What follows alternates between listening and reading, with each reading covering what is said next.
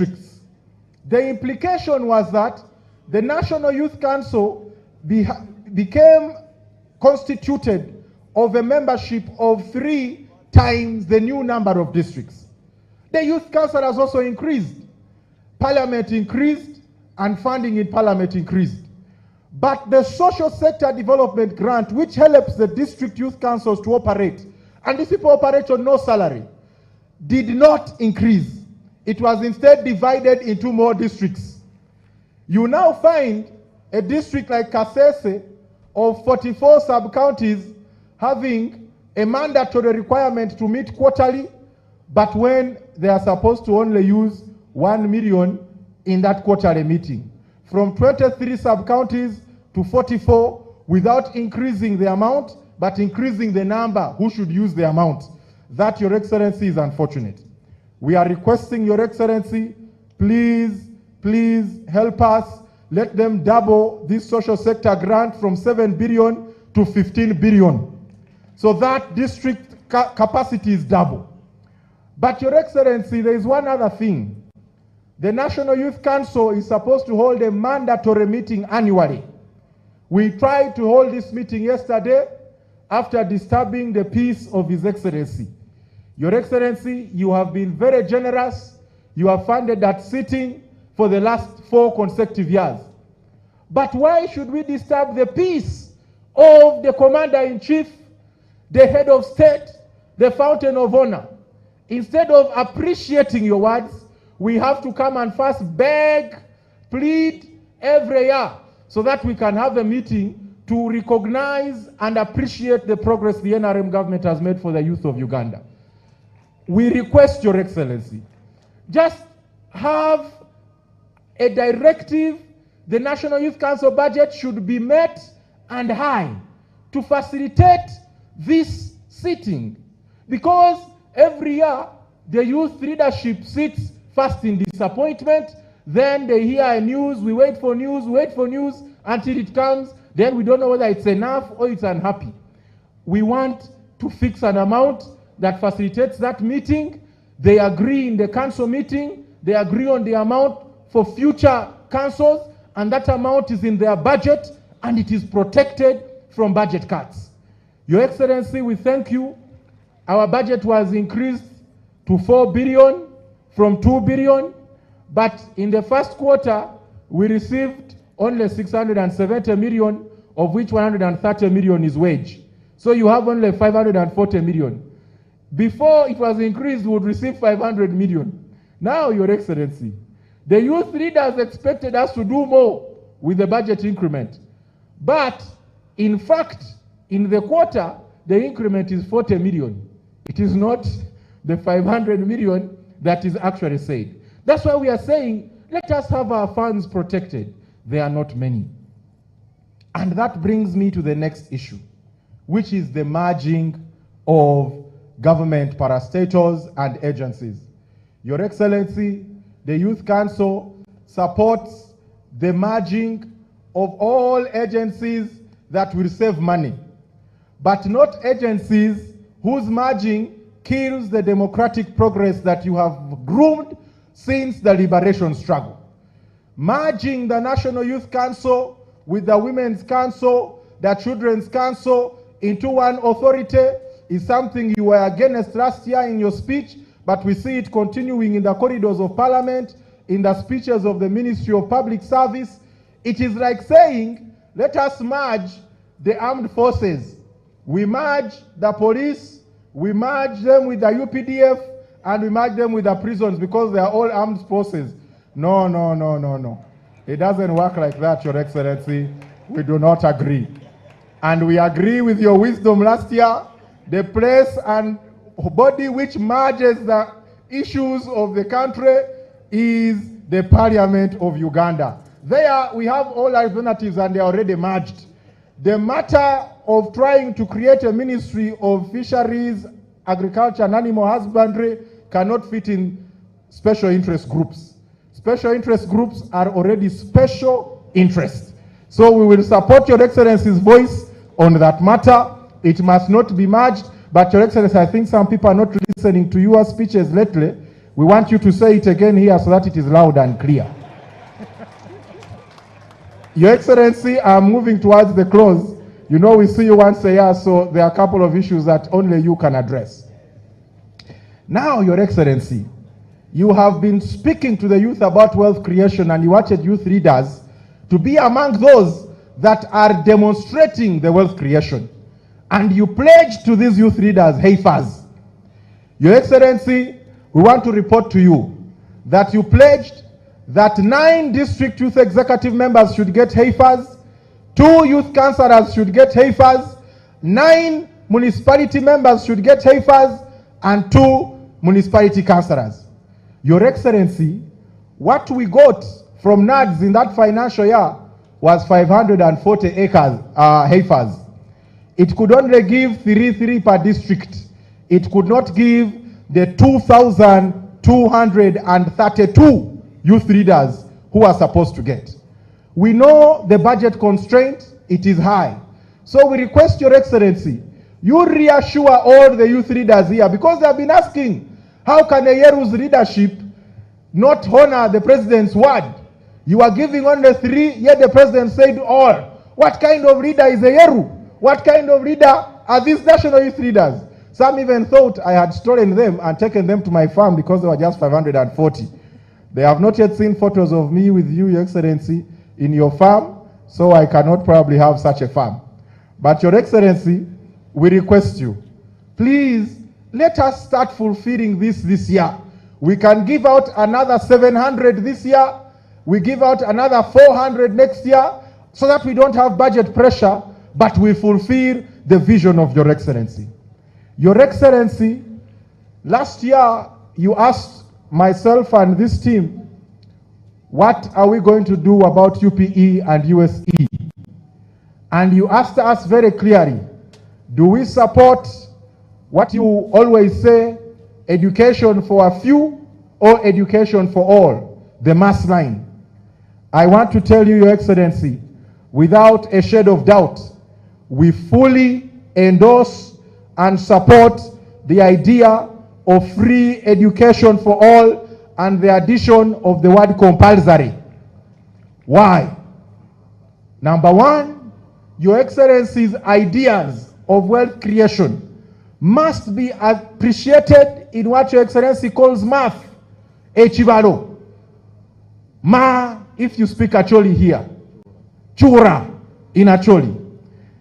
Your Excellency, we support literacy to be able to amplify and accelerate the benefit of the parish development model. When the 4-acre model is utilized, they must be able to actually calculate what is profit and pay back the revolving fund. That can only be achieved through compulsory primary education, compulsory secondary education, and the youth leaders will be the vanguards of preaching that compulsory education. So we support you. We had you tell Parliament at the budget reading that they should find money in the future. Your Excellency, we shall be your eye. We will see where Parliament will be putting money and ask them where His Excellency's vision is in that money. So that if Parliament is increasing their salary, we want to see what they are increasing for the young people of Uganda to be able to be educated. Your Excellency, as I conclude, I need to acknowledge and appreciate you. You are very good at fulfilling pledges, but there is a pledge that I need to appreciate you for saying and wait to appreciate you for fulfilling. The youth leaders at the district level have been receiving motorcycles from your leadership to coordinate programs and monitor youth inclusion and programs at the district. Last year, you promised that we'll buy the motorcycles, and I told them the president is a very sincere man. The president is the fountain of honor. You will get your motorcycles.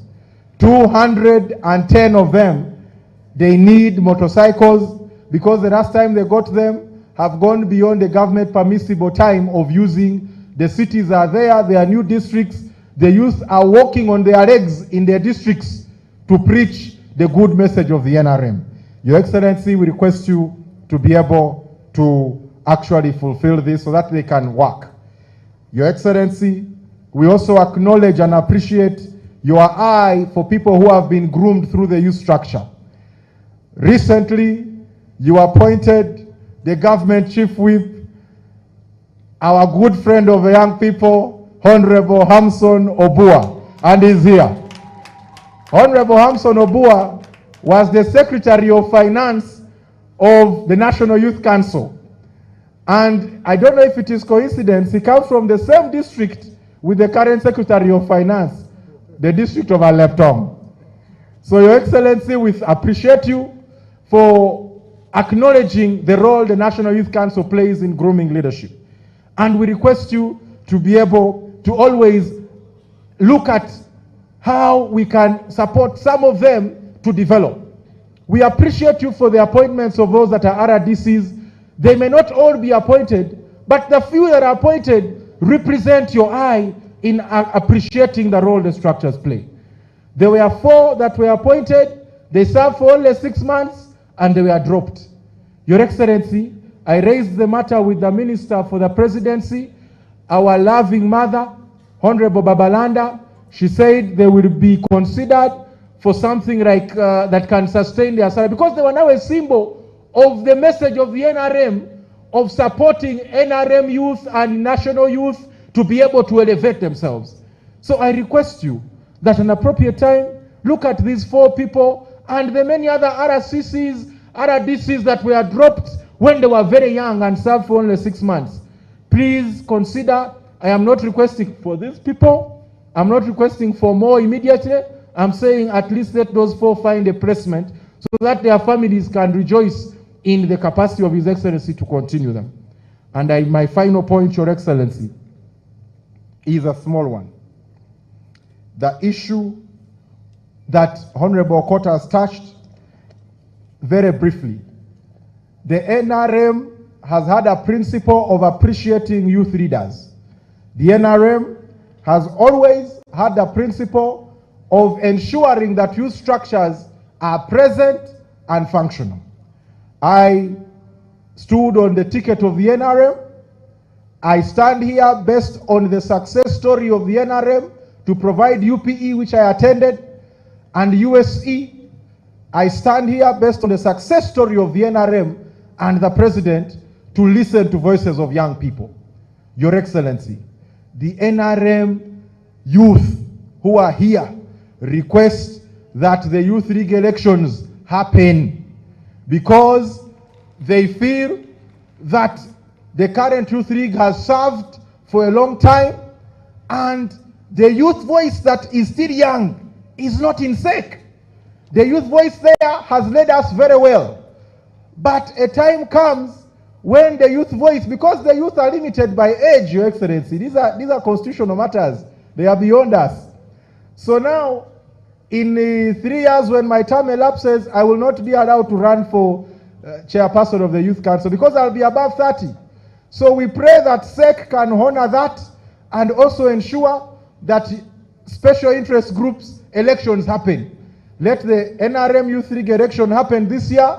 We rejuvenate the structure and watch us on the 26th of January next year if we do not march in all cities of this country in honor of the work and commemoration of what His Excellency's vision has done to this country as the youth of Uganda. I thank you and I appreciate Your Excellency for especially the skilling hubs at the regional level. Those ones, Honorable Court has spoken about them. I have met the coordinators. We have agreed that they will incorporate and train district youth leaders to carry the gospel of why skilling is an important part of the work of His Excellency. Your Excellency, I could say many more things, but you should speak to your own, the young people of Uganda. We love you, we appreciate you, and we look forward to your messages of good tidings today. Thank you, and may God bless the spirit of the NRM. Thank you so much.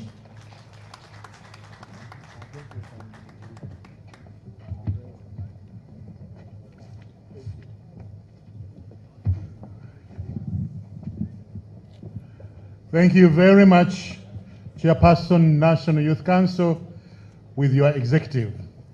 Your Excellency, the National Youth Council always gives you firebrand politicians. We gave you Honorable Richard Tadwong, we gave you Honorable Rose Namayanja, we have given you Honorable Dennis Hamson Obua, we gave you Honorable Peter Ogwang, we gave you Right Honorable Dan Kidega, among others. All these are powerful politicians, and the youth councils have been true nursery beds for nurturing the younger leaders for this country. For this, we appreciate you, and we request, like the young people have, that we do more funding to make sure that the youth councils can execute their job, their work, their mandate without a lot of problems. Your Excellency, sir, you have taught us the spirit of partnership, and in this function, we built a concrete partnership with the NITA, National Information Technology Authority, Uganda, and permit me, Your Excellency, to invite the Executive Director, NITA, Dr. Hatrib Mugasa, to make a few remarks about what you are about to launch. Dr. Hatrib Mugasa.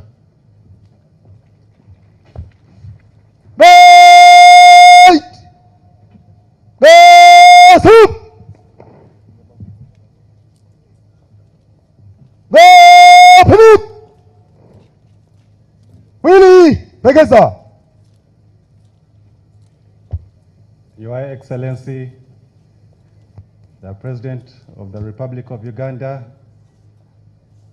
Your Excellency, the Vice President of the Republic of Uganda, Your Excellencies, the Prime Ministers, the Minister of ICT and National Guidance, the Minister of Gender, and all Cabinet Ministers, protocol observed.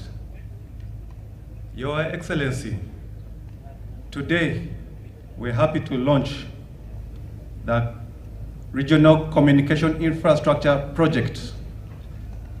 We are launching it to the people of Uganda to utilize.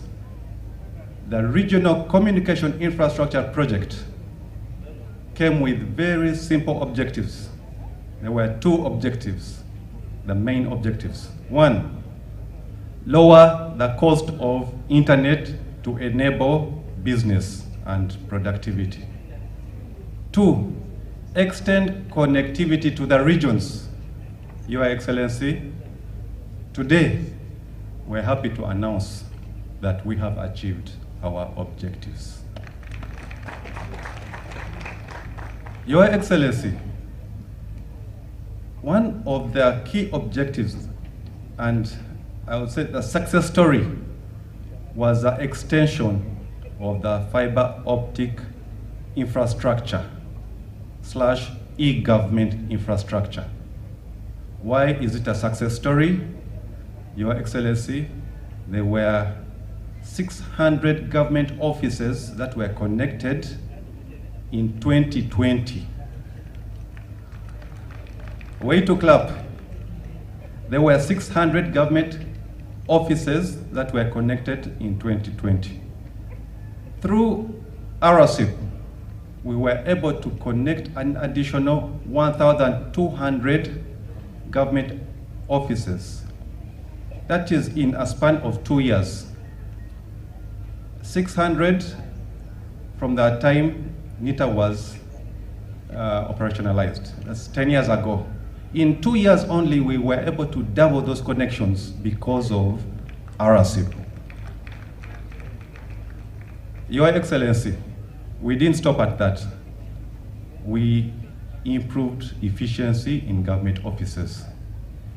Today we have seen a couple of them that demonstrated the efficiency, but what made this possible was RCIP and the way we deployed solutions.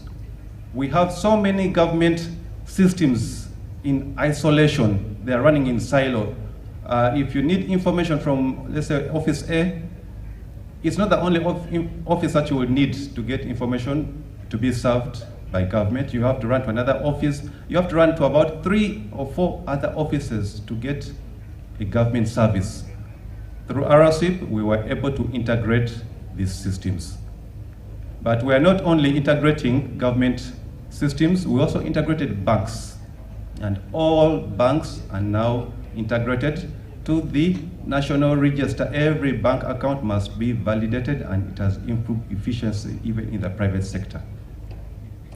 Your Excellency, we also went green. We are not going to wait for technology to catch up. We need to move fast. Technology in 2 years always switches, but we are challenged with the problem of power. So we transformed all our transmission sites to solar.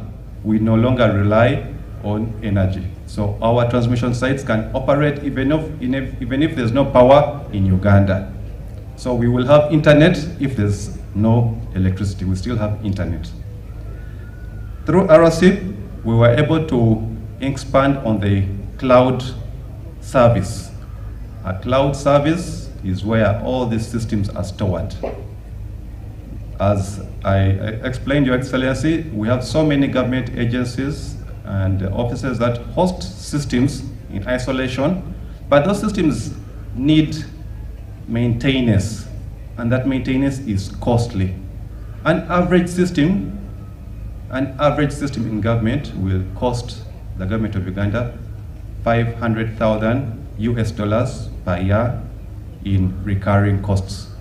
This is electricity, licenses, cooling, because these machines are very hot, they need to be cooled, and even rent.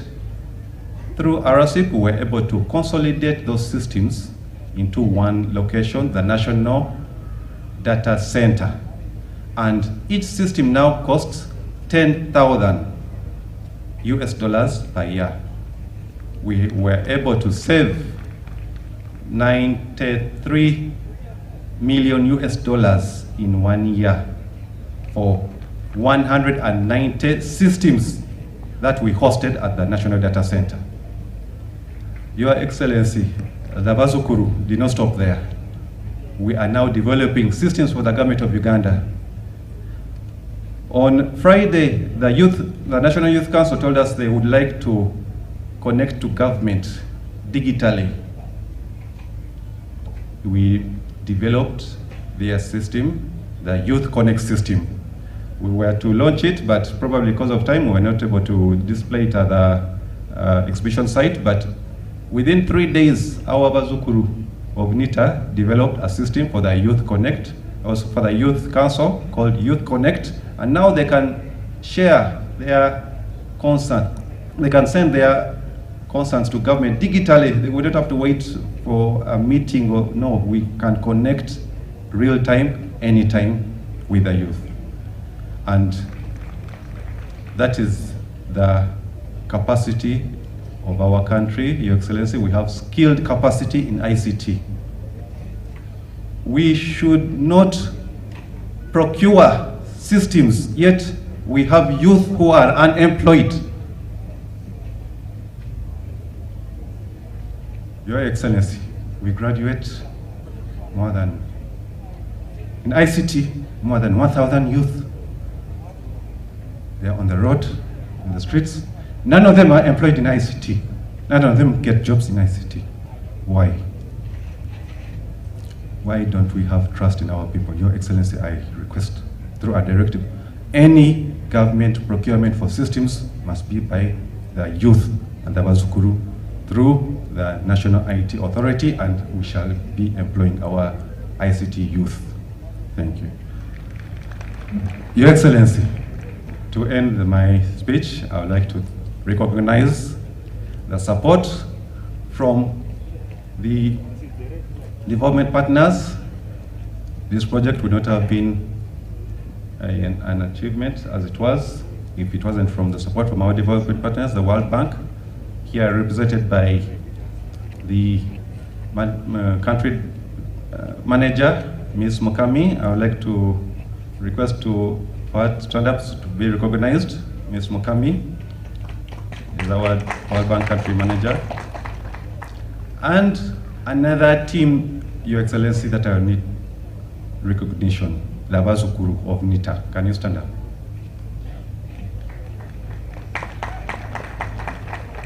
And Honorable Joke.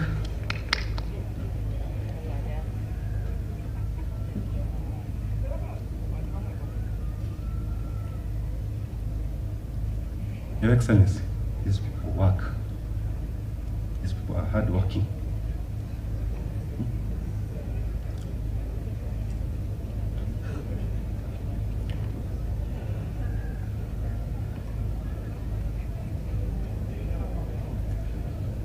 Sorry to be emotional.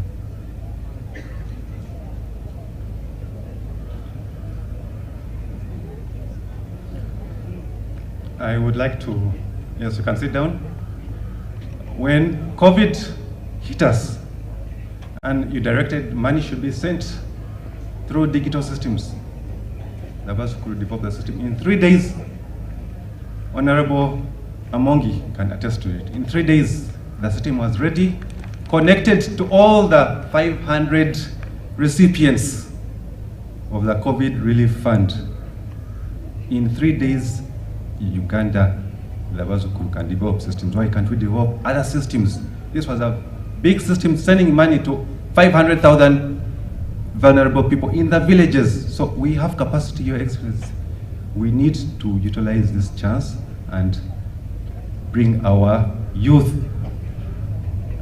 into the employment sector. And technology will bring them in very easily. Thank you, Your Excellency.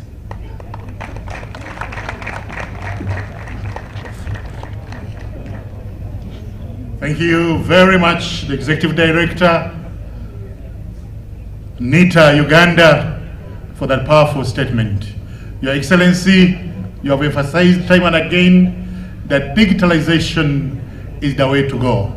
They thank NITA for doing a good job. We thank you and we pray that you continue doing a good job. Your Excellency, the President, Your Excellency, the Vice President, and Honorable Ministers, we work in cooperation with the UN systems. And the UN systems have done a lot to contribute towards the socio-economic transformation of this country. May you permit me, Your Excellency, to invite Her Excellency Susan Namondo, the United Nations Resident Coordinator, to come and make a statement on behalf of all the UN agencies in Uganda. Your Excellency Susan Namondo, you are welcome to come and speak to us. The theme, once again, for purposes of record, is intergeneration solidarity, the role of the youth in the implementation of the parish development model.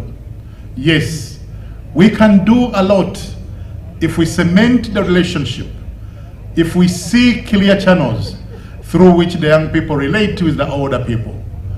And I've already hinted on the issue of the fireplace of the old, where the young and the old would sit around the fireplace and share the norms and values of their communities. Excellency Susan Namondo, you have the floor.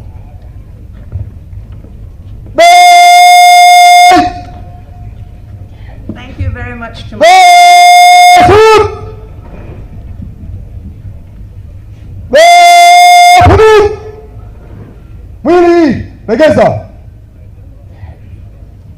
Your Excellency, the President of the Republic of Uganda, Your Excellency, the Vice President of the Republic of Uganda, Honorable Ministers, Honorable Members of Parliament, District Leaders, religious and cultural leaders, development partners, with a special mention to our World Bank country manager and my own UN colleagues who are here in their numbers, and perhaps most importantly, the youth who we are celebrating today. Ladies and gentlemen, a warm greeting to all.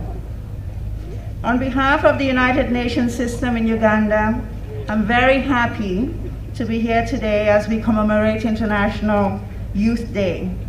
I thank the Minister of Gender, Labor and Social Development for inviting the United Nations to be part of this event, of the theme of which we have been told, intergenerational solidarity, the role of youth in the implementation of the parish development model. I would like to highlight a few challenges concerning young people, some of which have been mentioned already, that we're all concerned about. The first area is employment. That has come out very clearly. With a population close to 80% under 30, of which 700,000 enter the job market every year, to compete for 238,000 jobs available, all stakeholders, all of us must be investing in developing an ecosystem that can better support young people to make their own jobs. We applaud the government for the regulatory measures and innovative initiatives that have been recently implemented to stimulate and promote the social and economic transformation of young people. We've heard some of them: the Youth Venture Capital Fund, the Youth Livelihoods Program, and the Presidential Initiative on Wealth and Job Creation, MYOGA. They have played and continue to play significant roles in enabling young people to make meaningful contributions in solving Uganda's development challenges and creating livelihoods for themselves. And of course, we also see the parish development model as a potential vehicle for accelerating wealth and job creation among youth. The United Nations system has made a deliberate effort as part of its development cooperation in Uganda to accompany these efforts and invest in initiatives that empower young people through skilling, innovation, entrepreneurship. For example, there is UNCDF's support to agricultural revitalization and transformation facility. It's providing affordable finance to agribusiness SMEs and has created employment opportunities for over 20,000 young people in rural Uganda. Similarly, we have the Youth for Business Innovation and Entrepreneurship Facility by UNDP, and it has partnered with nearly 50 youth-owned and focused enterprises in agriculture, agribusiness, and tourism to promote innovation. And of course, there are other development partners such as the World Bank and others who are also working in these areas. While the combined efforts are encouraging, there's still so much to be done to address the issue of employment. The efforts need to be coalesced, the scales need to be increased, and we need to link all of them much better. And so that we can all find better structures also to come together to support enabling policies that better nourish an ecosystem here in Uganda that enables young people to create their own jobs after they've been skilled. An ecosystem that encourages entrepreneurship more than it presently does. So that was employment. A second issue of concern I wanted to raise is, I think we'll all agree that the past several years have been globally extremely challenging. We've had the pandemic, we've had wars, we've had rising prices, we have extreme weather events. And Uganda, of course, has not been spared from these challenges. And perhaps Uganda has fared better in some of them. We had less people lose their lives, for instance, in the pandemic. And with the high prices, even though it's felt, thankfully our food security is not nearly as impacted as those of our brothers and sisters in other parts of the world. However, despite the evident efforts and development progress made over the years, Ugandan youth, and a special plug, especially the girls, are really, truly being put to the test.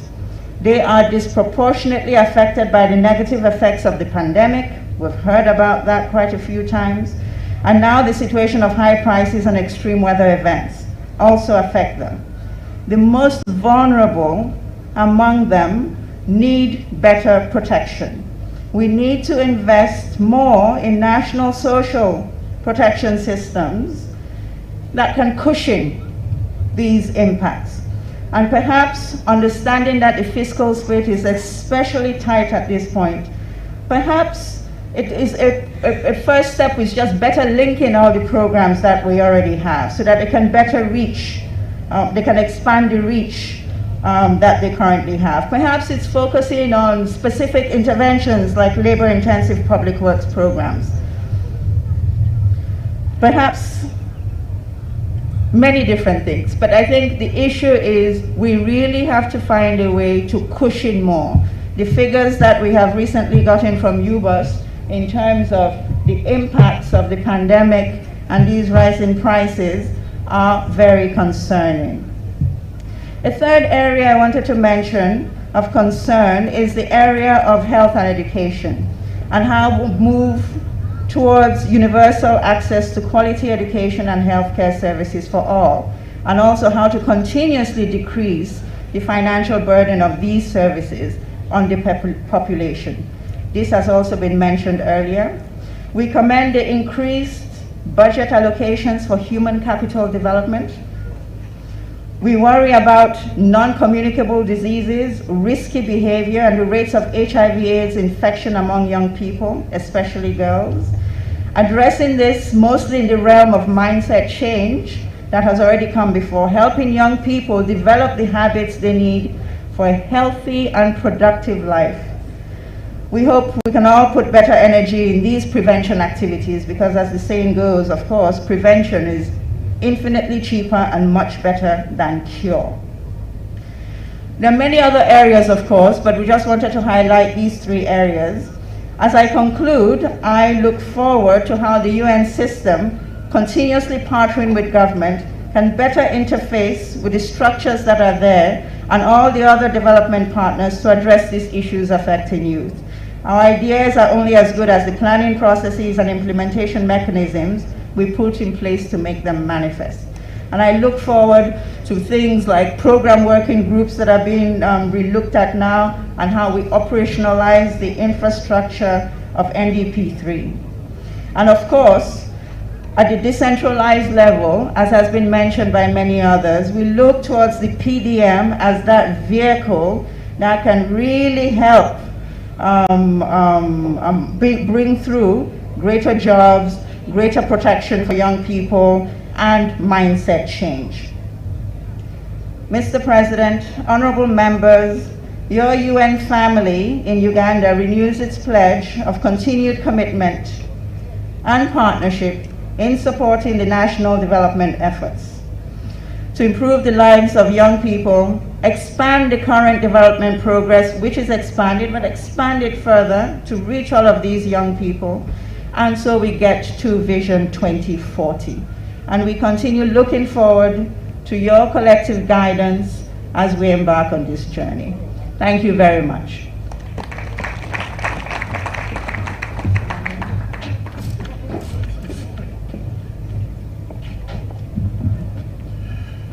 Thank you very much,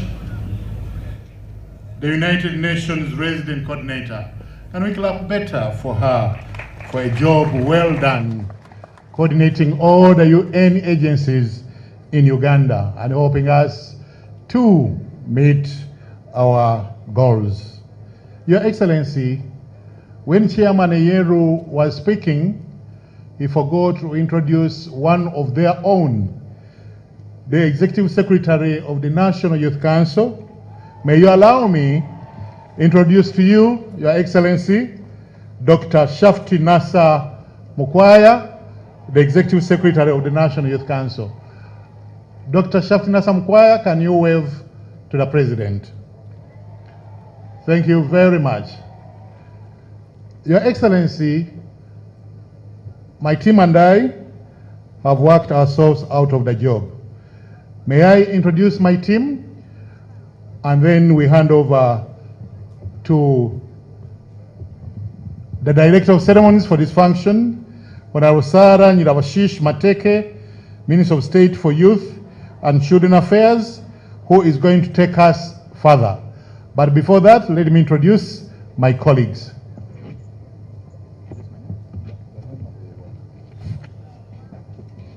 Thank you, Your Excellency. My name is Colin Mugasha Babiru Kamu.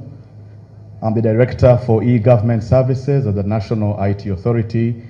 I was a co-MC today, and thank you again.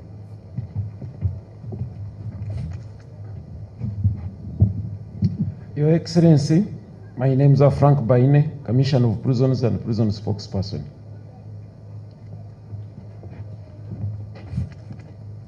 And Your Excellency, sir, I'm Shateka Mondo, Assistant Commissioner, Youth Affairs, Minister of Gender, Labor, and Social Development. With that, Your Excellency, allow me to invite my Minister, Honorable Sarah Nyirawashishi Mateke, Minister of State for Youth and Children Affairs, to come and take over from me as Director for the rest of the program. Honorable Sarah.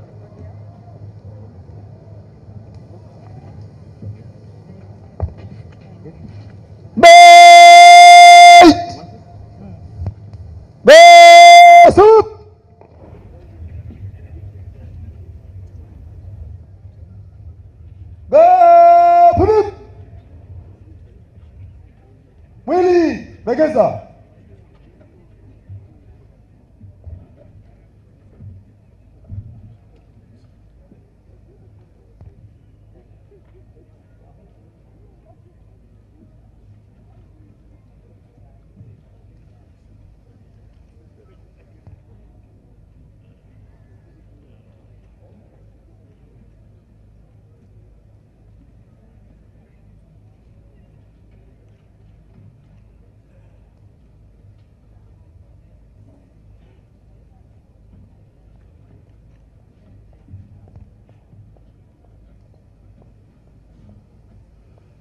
Just to remind you that the theme for this year's International Youth Day is intergenerational solidarity,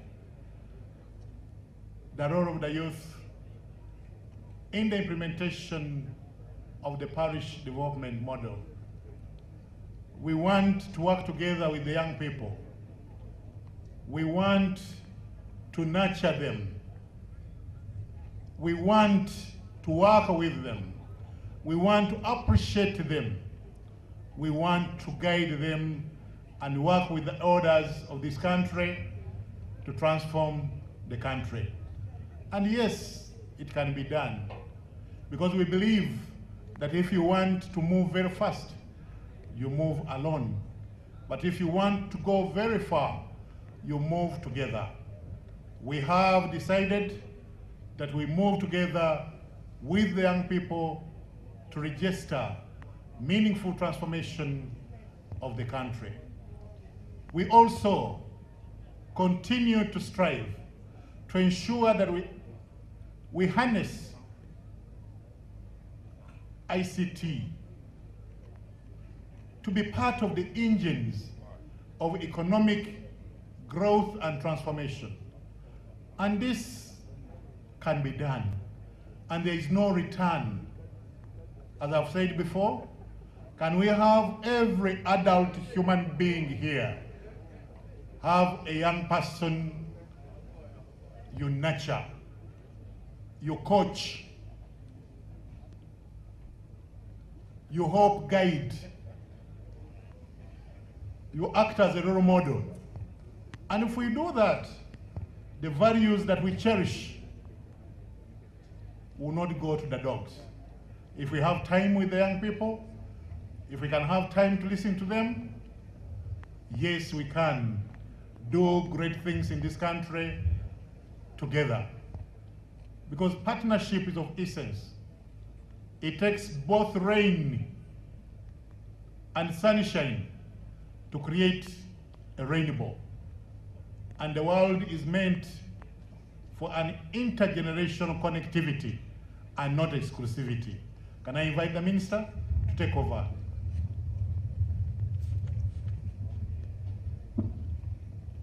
Your Excellency, the President of the Republic of Uganda, Your Excellency, the Vice President, honorable members, honorable ministers of Cabinet who are here, honorable members of Parliament, the UN fraternity,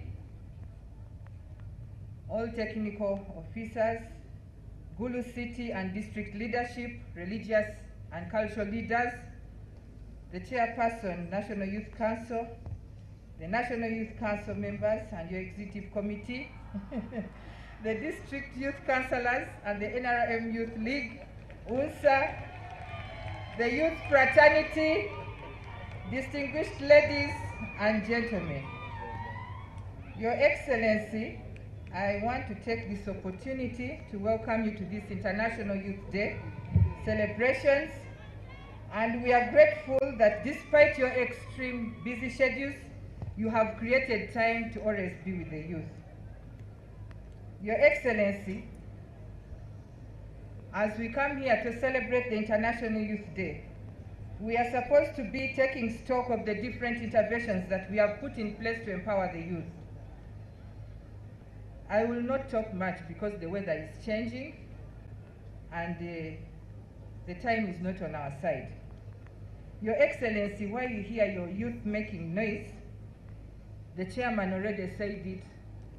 For the last 1 year, they have always insisted that they want to meet you, and we request that you create time and meet the youth.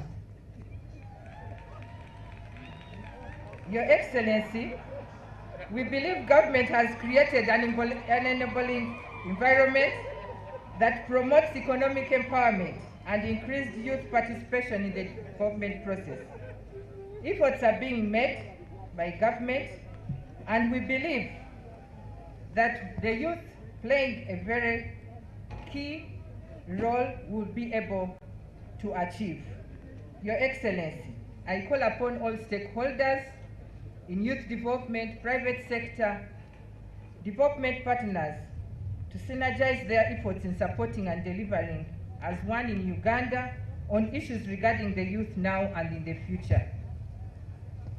Let me take this opportunity, Your Excellency, to welcome the Minister of ICT, Honorable Baryomunsi Chris, to come and address us briefly, as the Senior Minister of Gender also comes in after him.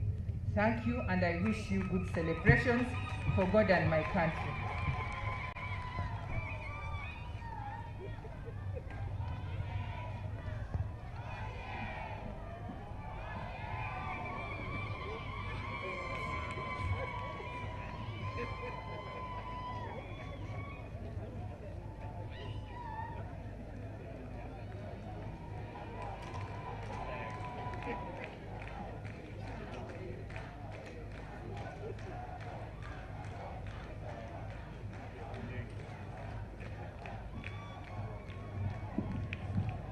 Your Excellency, the President of the Republic of Uganda, the Commander of the Command-in-Chief of the Armed Forces and Chairman NRM, General Yoweri Kaguta Museveni, Your Excellency, the Vice President of Uganda, retired Major Honorable Jessica Arupo, my colleagues, the Honorable Ministers and Members of Parliament, the development partners represented here, the leadership of Gulu district and city, religious and cultural leaders, all the leaders of young people present here, and all the young people, distinguished delegates, ladies and gentlemen. My name is Chris Baryomunsi. I am the Minister responsible for Information, Communications Technology and National Guidance, and also the Vice Chairperson NRM Western Uganda and the MP Chinchizi Kanungu District. Your Excellency, in the interest of time and weather, I will not read the entire speech which I had prepared, but permit me to make a few comments, and I invite my colleague, the Honorable Minister of Gender. Your Excellency, I add my voice to welcome you and all the dignitaries who are here present. This is a twin ceremony where we invited you to come and commission the regional ICT infrastructure and e-government services and we have taken you through the exhibition. I am sure you have appreciated part of the work that we do, but also the Ministry of Gender had also invited you for the International Youth Day, and we want to thank you for finding time to come and be with us. The Ministry of ICT and National Guidance, together with NITAU and the Ministry of Gender. In any case, issues of young people and issues of technology speak together. Your Excellency, our ministry is in charge of facilitating digital transformation in this country. And we want to assure you that we are doing all it takes to ensure that Uganda remains part of the transition of the revolution as we embrace technology. And there are many interventions that we are spearheading, some of which have been exhibited there in the tents. Your Excellency, the adoption and the use of ICT in the public service delivery is part of the big vision of the NRM government in transforming Uganda into a knowledge-based economy. And this is to be achieved through establishment of a conducive policy, legal and institutional reforms, as well as investing in key public infrastructure. We've been doing a lot of interventions, including laying the national backbone infrastructure to ensure that the whole country can enjoy connectivity and have access to internet. Your Excellency, one of the issues that the public asks us is about the cost of internet. And I want to report to you, Your Excellency, that the government of Uganda, with your leadership, has been handling the issue of the cost of internet, and it has fallen from $1,200 in 2013. We measure the cost of internet as dollars per megabit per second. So it has fallen from 1,200 in 2013 to 300 in 2014 to 190 in 2017, and currently the cost of internet is United States dollars 70 per megabyte per second. And Your Excellency, you are going to commission the regional ICT infrastructure and e-services program that we have worked on in partnership with the World Bank. And the moment you commission the program, the cost of internet will thereafter reduce to $35. Your Excellency, you have given us instructions to create an environment where young people shall have jobs. We are working very hard to create a BPO environment to process the business process outsourcing, where our young people shall continue to be enabled to have jobs both here domestically but also outside this country. We are supporting investors who are developing IT parks. We are engaging organizations and agencies outside Uganda to employ young people even when they are physically in Uganda, and many other interventions, Your Excellency. Finally, Your Excellency, we want to appreciate you for the love that you have for the young people of this country. Your Excellency, when you assumed the leadership of this country, the population of Uganda was about 14 million Ugandans. The population has since increased by more than 3 times. Next year, we shall carry out a housing and population census to establish the exact number. But this is because the population has continued to increase because of child health programs that you specifically initiated that have resulted in child survival. The children who are born today survive, unlike in the past when they would die of childhood diseases. You have also championed transformational interventions that have improved the quality of life of the young people, and therefore want to salute you as you mark this day.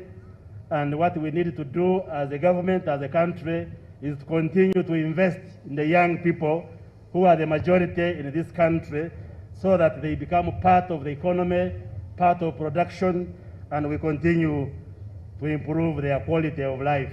For us, as your soldiers in the area of ICT, we pledge to do whatever it takes to ensure that technology and ICT continue to facilitate the socio-economic transformation of Ugandans, particularly the younger people of this country.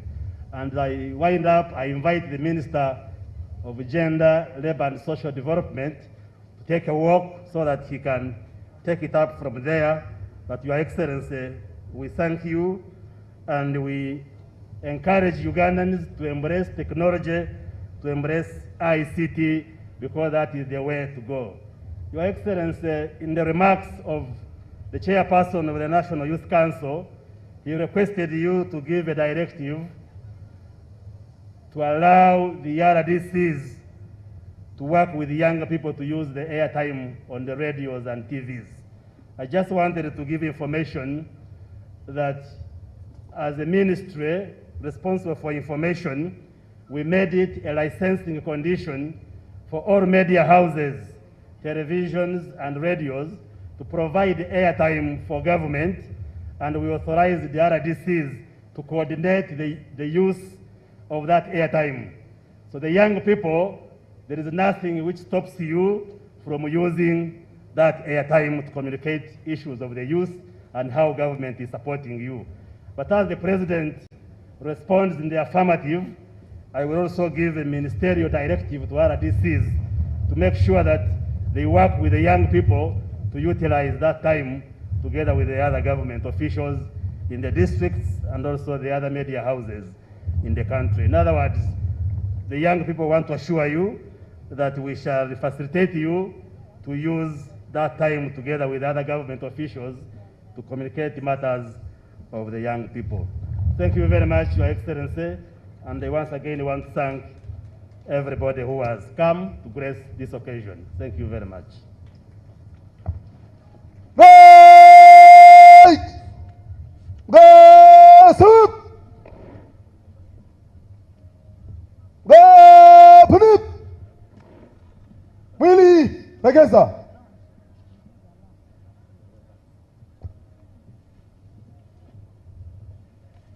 Your Excellency, the President of the Republic of Uganda, Your Excellency, the Vice President, Honorable Ministers, Members of Parliament, Excellencies, Ambassadors, High Commissioners, and the UN Fraternity,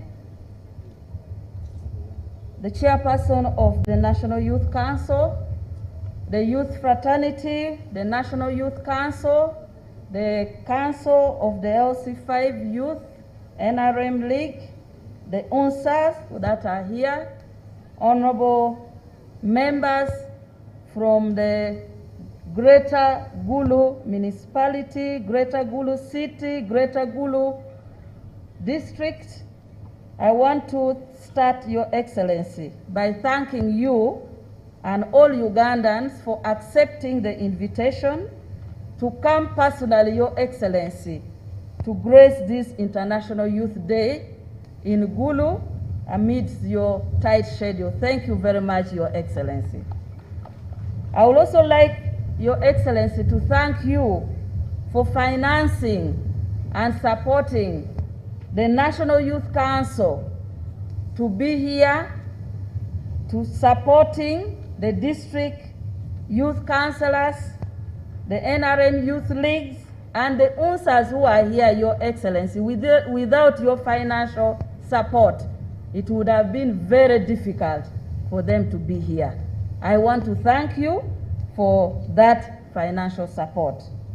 Your Excellency, this year we celebrate this day as the first time we are getting out of Kampala. All our international days have been in Kampala, Kololo Ceremonial Ground, because of COVID-19. But this year, beginning with International Youth Day, we have come to Gulu, and we hope that other International Youth Day will go to other districts outside as a rotational basis as we have always done. The theme for this year has been alluded to: intergenerational solidarity, the role of youth in the implementation of parish development model. Your Excellency, this theme corresponds with the need to raise awareness among the youth and highlight the key roles the youth will play in the implementation of the parish development model. And Your Excellency, I want to reaffirm what Cabinet under your chair has already agreed in respect to what the youth will benefit under the parish development model, because the chairperson of the National Youth Council raised certain questions. I want to affirm, Your Excellency, that number one, Cabinet has agreed that the 30% is not the structure, the representation of the youth in the structure. It is the money, the 30% of the funds out of the 100 million, 30% of the money is reserved for youth at parish level. Meaning out of the 100 million, 30 million is reserved to be accessed by youth. So that is the clear clarification on that matter. And in that context, Your Excellency, that already translates to 328.620 billion if you multiply by 10,954 parishes. That is the money that the youth will be accessing at the parish level. Of course, Your Excellency, Cabinet also decided that the youth shall be represented in the Parish Development Committee. So at the Parish Development Committee, all chairpersons of the youth at the parish level are supposed to be members of the Parish Development Committee that is supposed to oversee and ensure that implementation of the 30% of the youth is actualized. So the battle and everything now is in the hands of the youth.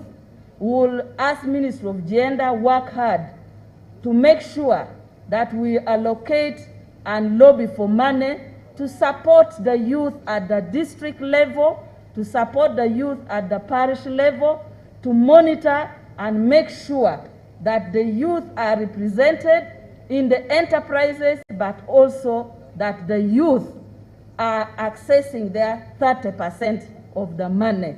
That is the Lubengo, Your Excellency, that we have as a ministry and with the Cabinet to make sure that we allocate money for them to implement.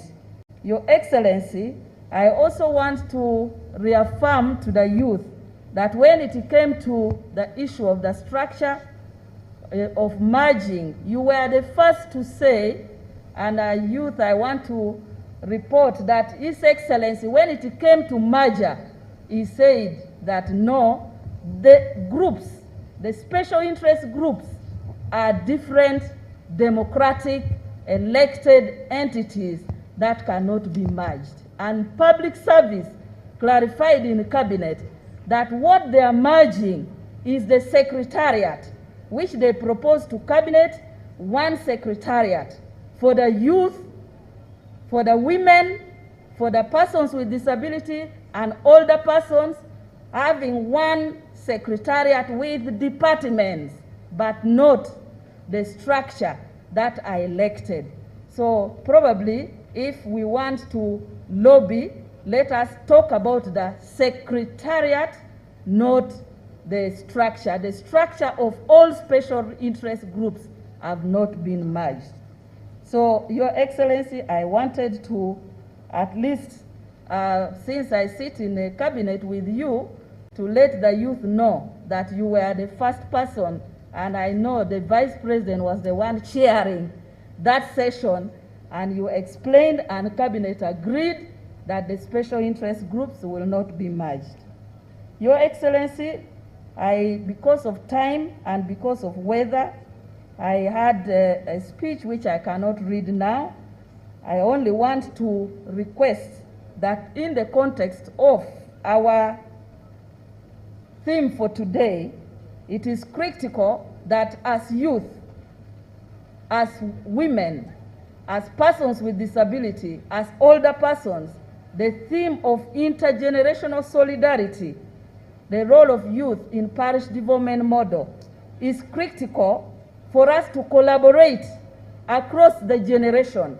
And parish development model is an embodiment of intergenerational solidarity.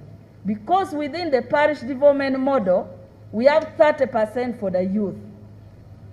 We have 30% for women. We have 10% for older persons. We have 10% for persons with disability. And we have 20% for the men that are in between the age of 35 and 80. So you can see that parish development model has addressed the intergenerational solidarity. Therefore, it is now our role to ensure that we collaborate in the implementation of the parish development model, and we use this year's theme to ensure that we define our gender as a generation, especially the youth, that it is important to define your gender, because those who have succeeded, like His Excellency the President, are those who sacrificed. They sacrificed sometimes even without money, and they achieved what they wanted. People who brought peace, people who brought independence in Africa are youth that sacrifice. So I want to leave the youth with one key message. Let us define our gender. Let us define our gender as youth, as a generation, because the critical challenge that is facing youth now, if I'm to talk about this sub-region, Karamoja is in anger. This sub-region of Acholi, of Lango, have been asking for food in Parliament. How can we be asking for food when we have such weather? How can we be talking about hunger when we have such weather in this country? We are talking about the challenge of climate change. This is a challenge for you. We are talking about the challenge of technology. And Nita, you today has shown that we must address our challenges using technology. We are talking about the challenges of economic shock arising out of the impact of COVID-19. We are talking about the challenge of ensuring that we bring the youth at the rural level as leaders to ensure that they have meaningful participation. So I would like to request the youth, when we talk about underemployment, unemployment, labor rights, and all those challenges of the generations of the youth today, it is you, the youth, to think about the solution to your problems. Because the generation before you thought about solutions to problems. That's why we are able to sit here. Because generations behind you thought about solutions to problems. And we are seated here enjoying or not enjoying 100%. So please, this is your generation, and you should think about how you will define your shared vision and mission. With that, Your Excellency, I want to just recognize the ministers who are here, otherwise I will be in problems. I want to recognize Her Excellency, the Vice President, Major Retired Jessica Alupo. Thank you very much. Honorable Chris has already spoken. I want to recognize Honorable they have given me without following protocol. The cabinet minister here, Honorable Babalanda, Minister for Presidency, Honorable Norbert Mao, Minister for Justice and Constitutional Affairs, Honorable Amson Obua, the Government Chief Whip, Honorable Grace Freedom Kuishwin, Minister of State for Northern Uganda, Honorable Musasizi, Minister for State Finance, Honorable Gidudu Dominic, Minister of State for Elderly Affairs, Honorable Asamo Ellen, Minister of State for Persons with Disability, Honorable Mutuzu Peace, Minister of State for Gender and Culture, Honorable Kabayanga, where are you? Kabyanga is there. National Guidance, I hope you are guiding us properly. Honorable Okele Ngola Mashuduogo, Minister of State for Labor. Honorable Beatrice Akelo, Minister of State for Economic Monitoring, who has just been appointed, and for members of Parliament who are there and have not, they have not given me your list. Can the members of Parliament please stand up for recognition? And with that, Your Excellency, I want to request you to, I don't know where you are supposed to launch the, but with this weather, I would request Your Excellency that you give your speech, and if weather permits, then we can, just as you get out, you will be able to launch the two program. Can we give a hand of very big clap for His Excellency as he goes to give his speech? The youth, why don't you cheer for His Excellency the President?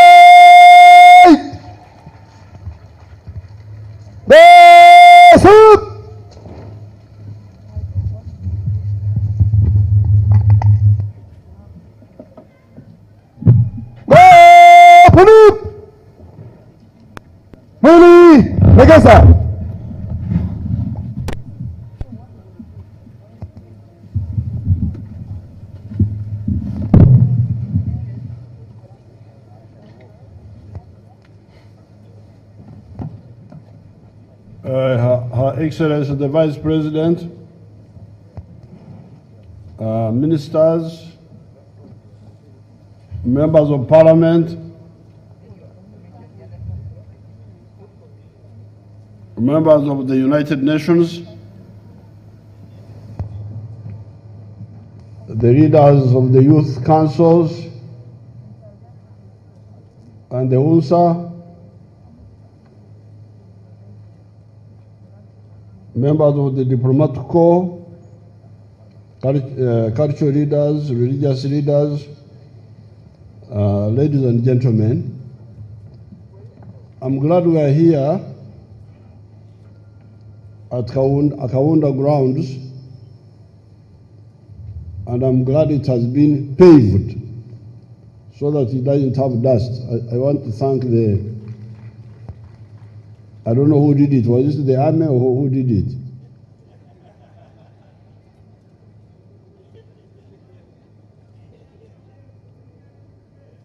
Yeah, but who is looking after it now? Somebody will have to be responsible for it. Secondly, this was called Kaunda grounds because some years ago His Excellency Kaunda came and held a rally here with Mzee Obote. But in 1973, two members of Fronasa, our movement,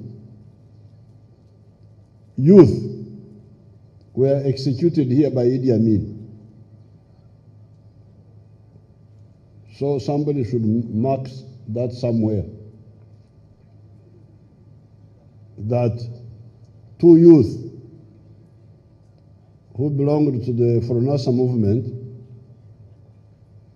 in 1973 were executed here. And their names were Obona, another one was called Labeja. One was coming from Atiak, and another one was coming from Awere.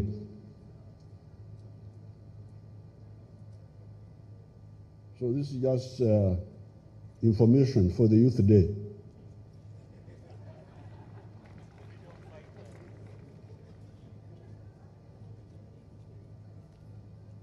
The chairman of the Youth Council wanted to know why I don't grow old. It is because I don't drink alcohol.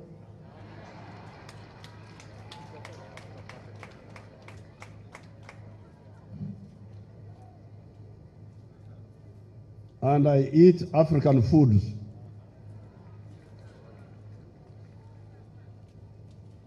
I don't eat bread. I hear you are crying for bread from Ukraine, but me, I don't eat bread because I'm not a European. I don't eat rice because I'm not an Indian.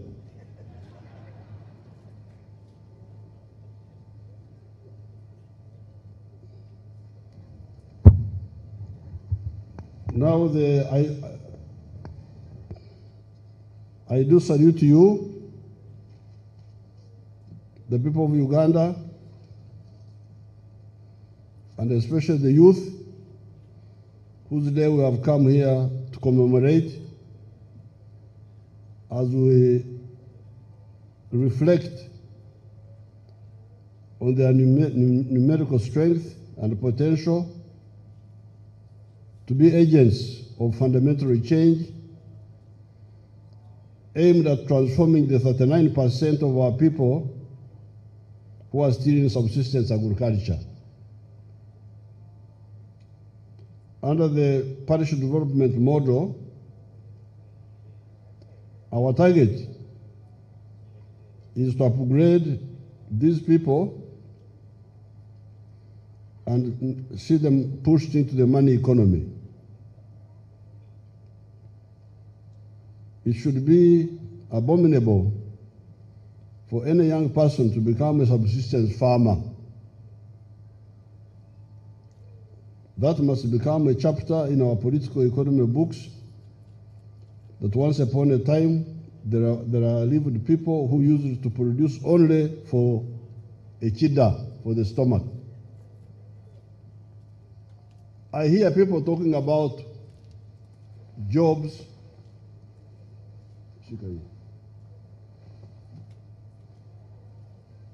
Talking about jobs and wealth. I want us to be clear here and stop wasting time. The address where wealth, Obugaga, Lonyo,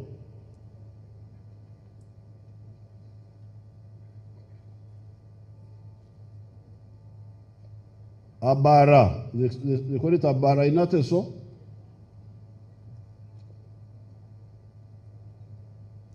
The address, if you say address P Lonyo, P Teach, Tie Kwene,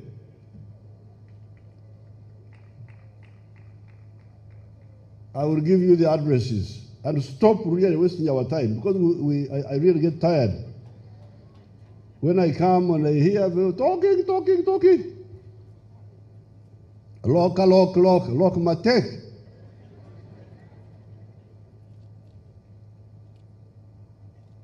Lo Kantiru Ainino.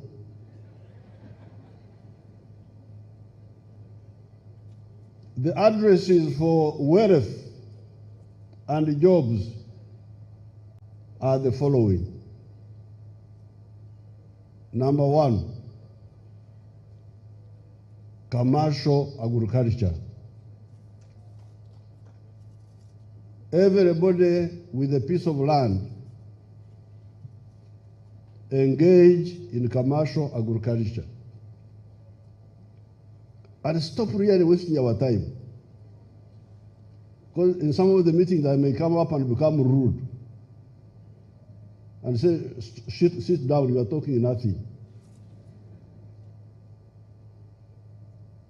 This is address number 1, commercial agriculture. If you have got land, commercial agriculture.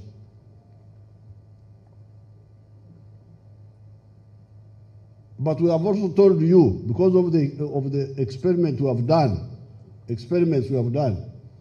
we have told you that you do commercial agriculture with chura,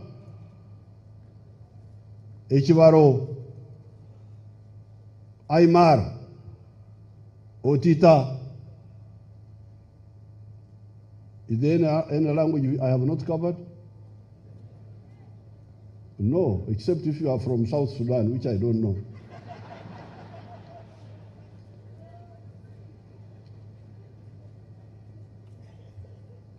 So, address number 1 for wealth, because if you come to my farms at Kisozi, at Rakitura, I have lonyo, cows and crops and so on.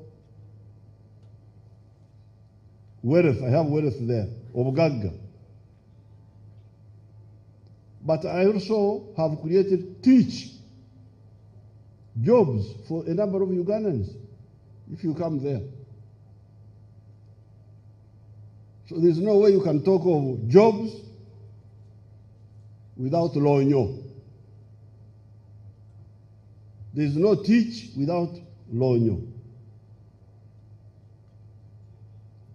I create my wealth, commercial wealth, not just wealth of eating.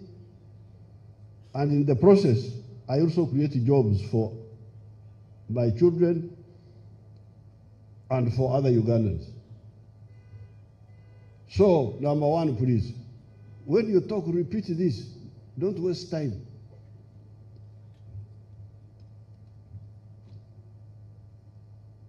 Address number 1, commercial agriculture.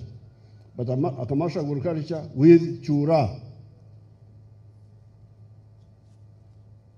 Because if you have got a small piece of land,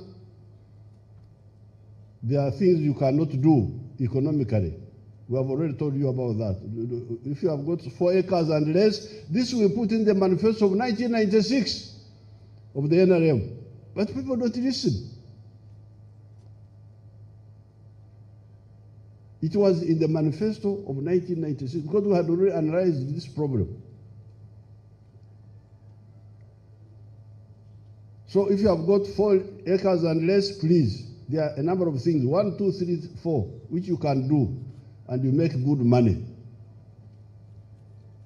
There are other crops which you cannot grow on a small scale, like maize, like cotton, like sugarcane, even tea.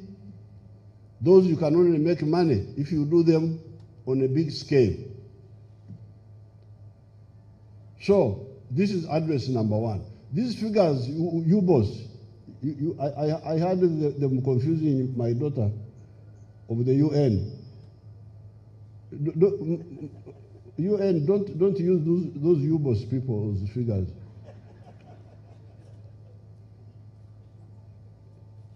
Because the U-boss figures are assuming sleeping. When people are still asleep, then you have a census. How many people will you count? That is, those figures are figures without the people waking up of the job they were giving our daughter, the UN girl. But if the people wake up, we shall create more jobs than the one they are talking about. So, address number 1, commercial agriculture with Echibaro. Address number 2, factories.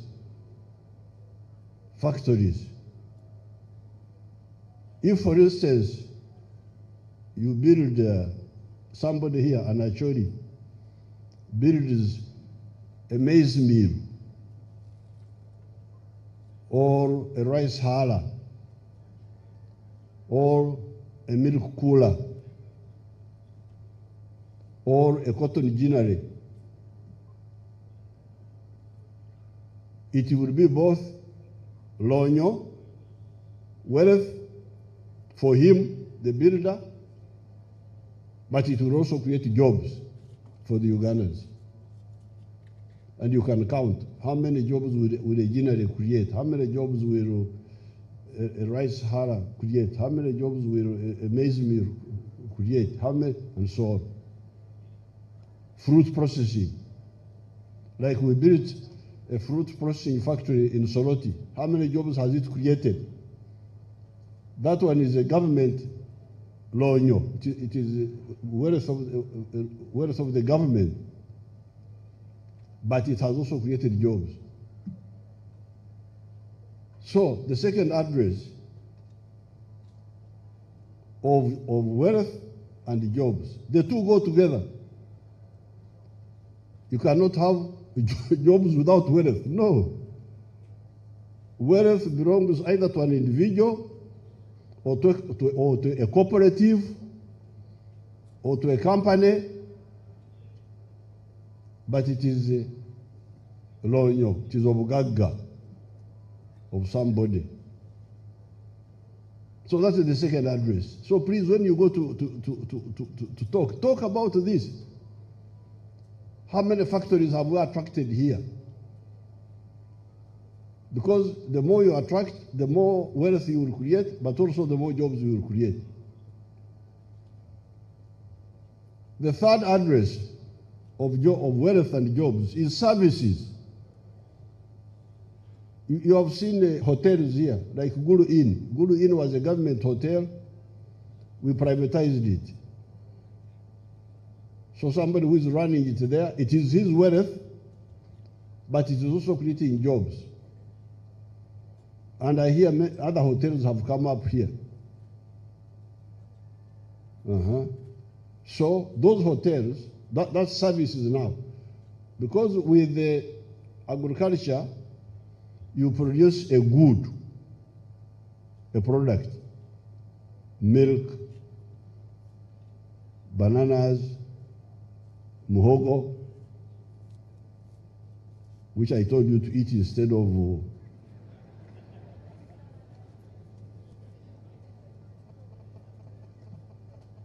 the other one.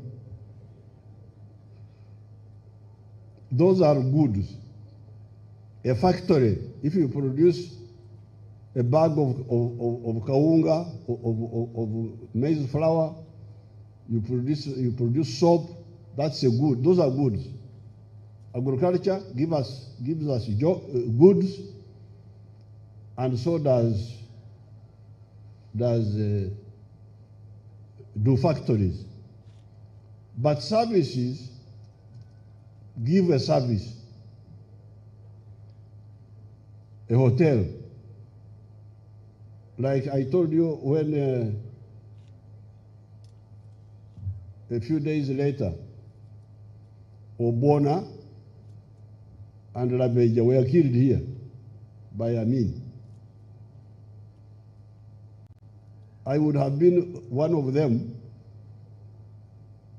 with Kategaya if we had not got a service of accommodation by the Acholi man who owned the lodge. There's a lodge in the corner of the road coming here. There was a lodge there. So when our car knocked a ship, Kategaya was driving, when we were coming from a meeting in Awere, 1973. We were going back to Kampala, then Kategaya knocked a ship at Palenga Primary School. And the car got damaged. So we pushed it behind the teacher's house and came back to Gulu here and stayed in that lodge. He had a lodge there. So we sat there. But an informer was busy telling Yamin's people that there were bad people in the area. But for us who were in the lodge, that lodge. So that lodge provided us a service of accommodation, but in this case also of security. Then you can have transport. Borders, they are providing services, transport, buses.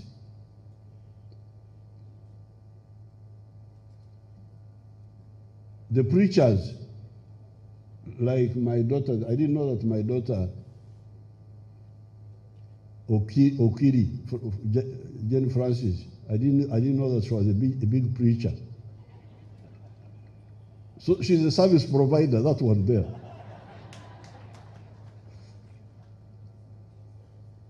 She's a spiritual service provider.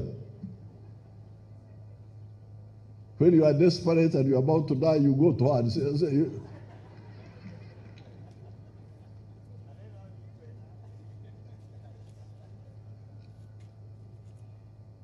and so on. So, medical, professional services like medical, like lawyers. Lawyers make money from people's trouble. The more people have problems, the better for the lawyers. They come the whole day in the whole court with wigs and so on, making a living out of people's problems. So that is the third sector where jobs are. The fourth one is this one of Bariomosi and Dr. Mugasa. This is a new area. It is also a service, but because it is a new one, we treat it as we give it a special emphasis. So I always present it as sector number 4. So the youth, please, all of you, which address will you go to? When you speak, don't just speak morning of Kungubaga. Where would you like to which address would you like to go to? Now, when it comes to agriculture, therefore, our goal under the PDM is to increase household incomes and improve quality of life of Ugandans with specific focus on total transformation of the subsistence households. They are now remaining 39%. There were 68% of the households which were teach, meich, keken, only working for the stomach. But because of the Operation Wealth Creation, the soldiers of General Saleh, they have helped us to bring down this from 68% to now 39%, which according to this one translates to 3.5 million households,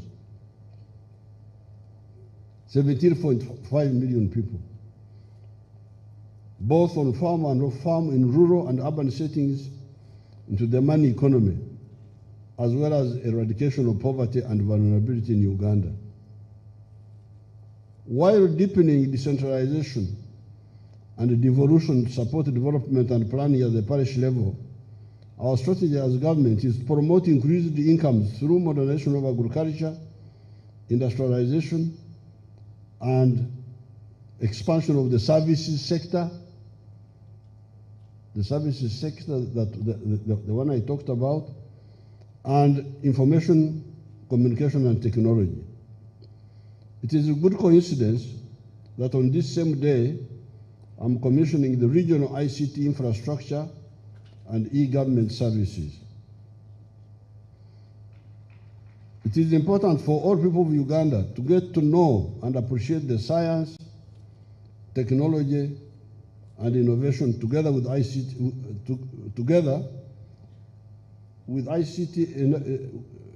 enable the acceleration of the entire economy, and this supports the digital transformation and moves towards the digital health, digital agriculture, digital manufacturing, digital cities, and others. Digital is introducing brains in systems. Electronics introduce artificial brains into machines. That's really where the, of course, when I went to, I think there's a very cold place called Davos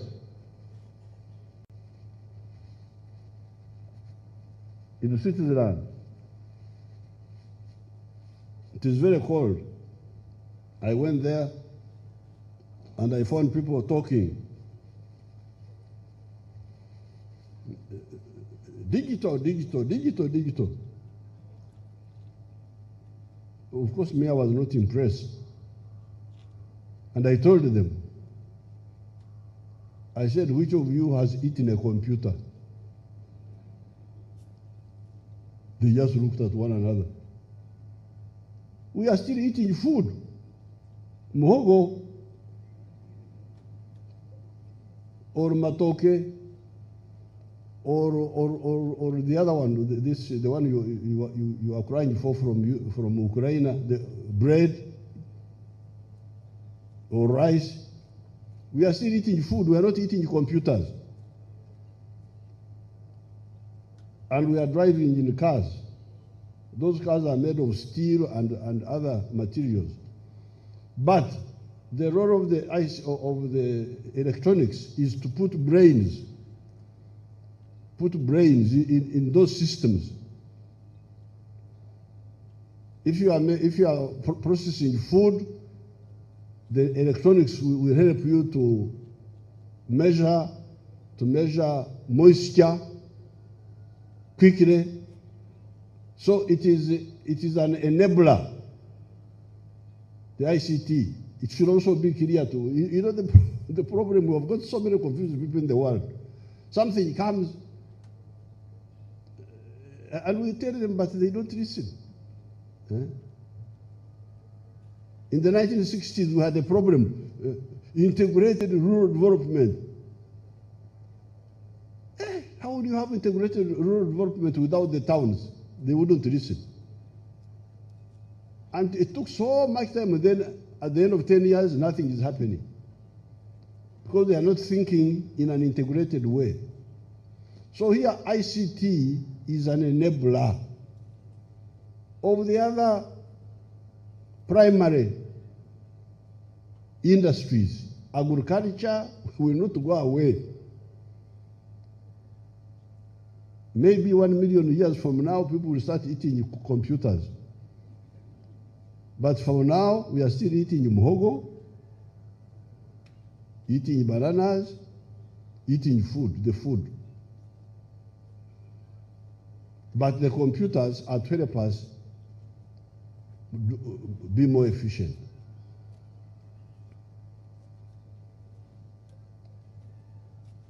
So therefore, our goal has been and remains that of increasing the application of appropriate technology in the production and service delivery processes through the development and well-constructed STI ecosystem. Now, maybe what I can emphasize here for the youth, because I've told you about the 4 sectors: commercial agriculture, industry, services, and ICT. Now, what is crucial is that in industry, we are making big changes in sector 2.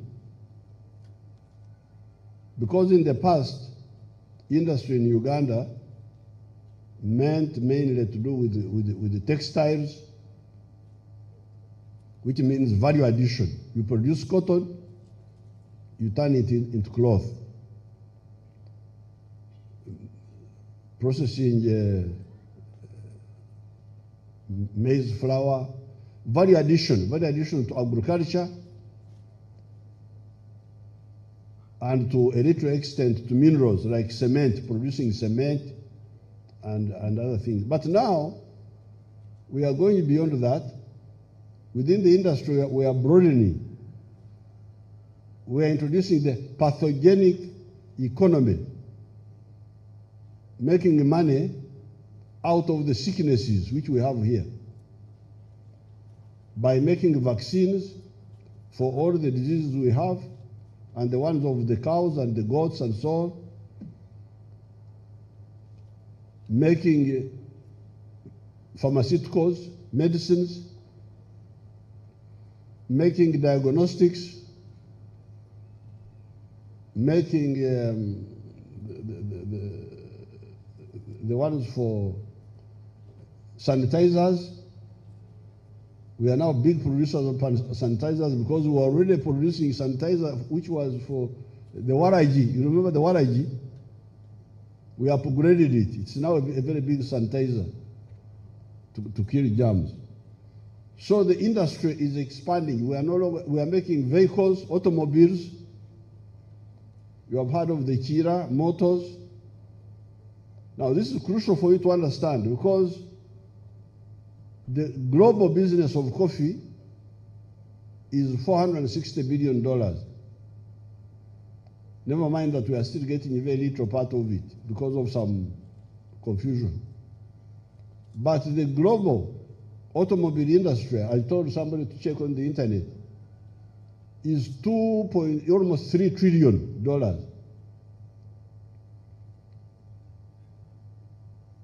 So you can see how Africa has been asleep. First of all, the coffee we produce, we export it as a raw material. The global business of coffee is $460 billion. But all the coffee producing countries in the world get only $25 billion. Can you imagine? Can you imagine? And the other day, we had arguments. Some people were arguing against our plan to add value to coffee. We're not going to accept it. $460 billion for the coffee business in the world. The whole of the third world who produce coffee get only $25 billion. That's what the youth should be talking about. The youth should be aware of this. And Africa only gets 2.5 billion of the 460 billion. And we have got professors and I don't know what. Professors of what? You don't see this? Huh? And permanent secretary also. Can you imagine? There's a permanent secretary who doesn't see this. And a commissioner, and I don't know what. It's really a disgrace. But the wealth of 460 billion billion dollars for coffee, we are getting, for us, we are getting only, Uganda is getting $800 million. And it's one of the big earners in Africa. So the Europeans are making more money from coffee than us. If you go to Switzerland and Germany are earning much more money from coffee than Uganda. In fact, than the whole of Africa, more or less. But not only that, we are earning very little money from coffee. We are earning nothing from automobiles, vehicles. All these vehicles you have here, they are all imported. Japan, Germany, what? And the global business of automobiles is $3 trillion, where Africa is earning nothing. So Africa is earning little from coffee, little from cotton, little from minerals, nothing from automobiles.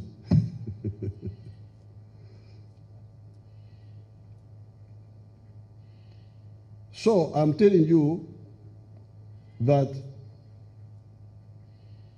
the NRM is expanding the spectrum of industry. It will not only just be value addition to all the crops, starting with the coffee. Coffee, we shall add value to coffee. Those who have been fighting our plan, we are going to fight them also. I liked the prayer of my daughter Okiri, that those who oppose us, she casts them, I don't know what.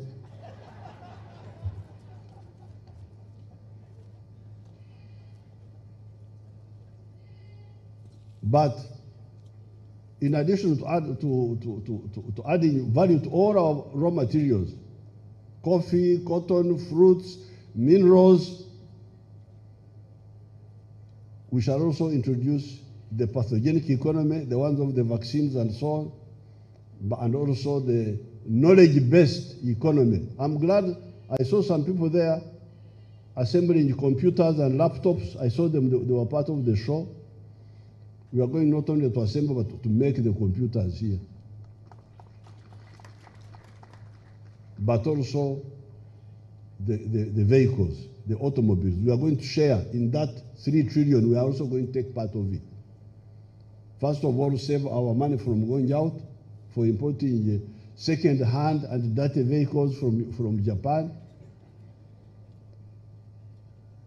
but also exporting our own products. The pikipikis, making solar-powered pikipikis. Our people are already making solar-powered pikipikis. So therefore, I want the youth really to be clear that when we talk of wealth and jobs, we are talking of the 4 sectors. I like your theme for this day, the intergenerational. But I think you can improve it. You see, some people are confusing, I've told you before, are confusing biology with ideology. Young people. When we were fighting Idi Amin was a young man, like us. But we had differences. He was a young man thinking in the wrong way, and we were young people thinking in another way. And we had old people who were supporting us, and Idi Amin had old people who were supporting him. So what are you talking about? You know, this young. This really is ideological. You should talk about ideology. What are you saying? You are a young person saying what? The colonialists who came here were young people who came to colonize us. And Kabarega was a young man fighting them. When Kabarega and Mwanga were fighting the British, they were young people, they were not old people. So what are you talking about? Talk about ideology. You can have young people thinking with an old ideology. And you can have old people with a young ideology. So I would like the NRM people to clarify that. Now, regarding the other organizational issues, I'm glad to hear that you are supporting my policy of free education. Because I'm glad that your chairperson said you now support it. Because I am not happy with the children dropping out of school, government schools, because of charges. From 1996, I wanted really free education, no charges in government secondary schools. But somehow it is never implemented. We call it UPE, but it's not UPE. It is education for some, not for all. USE. The Minister of Education told me they have now done a study. They will soon report. You will hear of an assault we are going to make on that. Now, as we talk about commercial agriculture, we must talk about irrigation. Because this uncertainty, which is what Minister Among was talking about, in northern Uganda and south and the whole of Uganda, how can we have a shortage of food? It's because we are not maximally using our resources.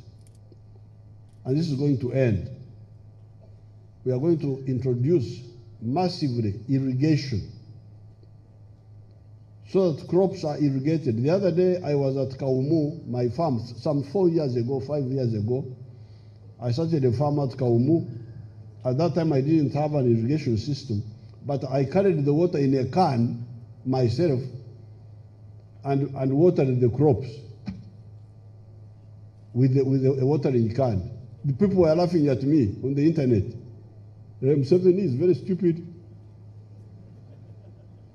Look at that old man. He's using a can. Now you go and see my coffee there.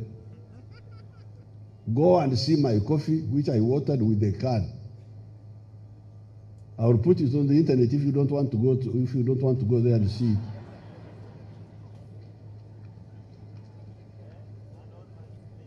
So that you hang yourself.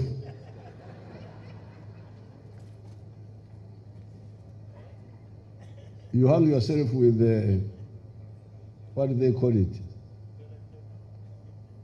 Envy. What do you call envy in our language here?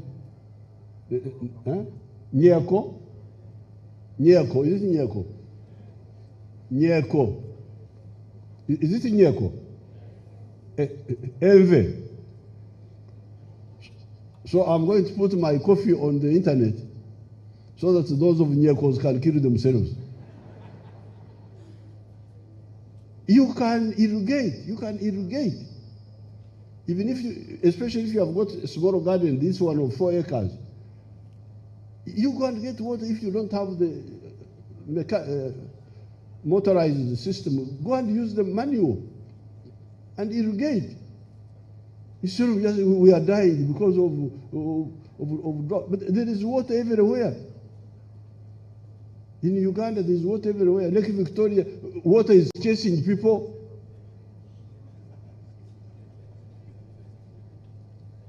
Because about 3-4 years ago, the lakes filled up. There was so much water that they chased people.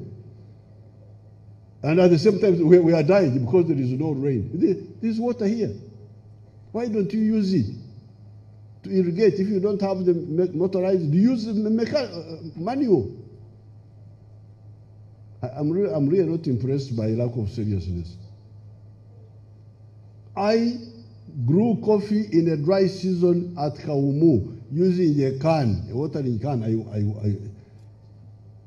And the coffee is there now. I am harvesting. Now, but we are now going to be more organized and more massive. But this means that people must stop encroaching on the wetlands.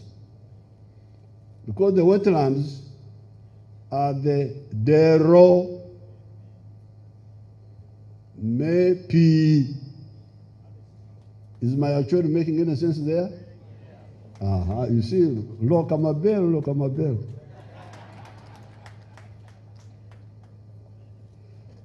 The wetlands are the granary for the water.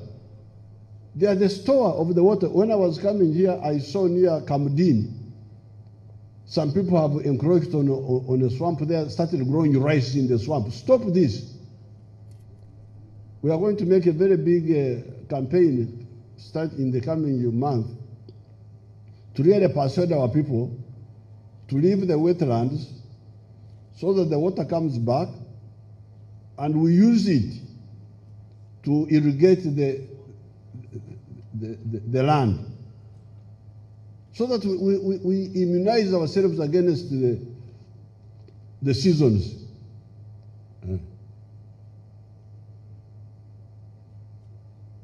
We want to end this millennia problem of uncertainty of food.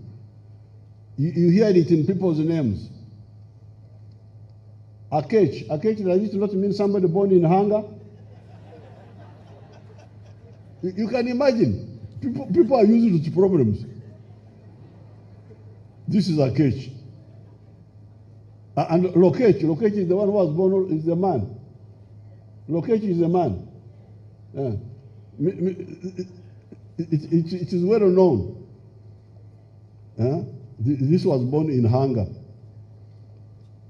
We had a minister at Independence from Chigezi called Ramafa, John Ramafa.